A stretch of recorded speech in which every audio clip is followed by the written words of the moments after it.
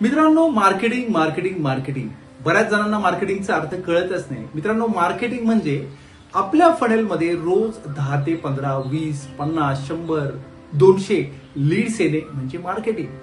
Marketing केल्यानंतर आपल्याकडे leads येतात आणि त्या लीड्सला आपण ज्यावेळेस कॉल करून कन्व्हर्ट करतो त्यावेळेस त्याचं रूपांतर हे क्लायंटमध्ये होतं.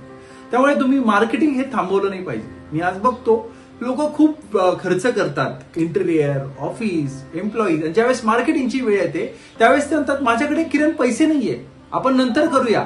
मित्रांनो, तो नंतर कधी येतच नाही. त्यामुळे 2 इंटेरियर कमी करा, ऑलराईट, खर्च थोडा कमी करा, एखादा इन्स्ट्रुमेंट कमी घ्या. पण मित्रांनो, मार्केटिंग हे थांबवलं नाही पाहिजे.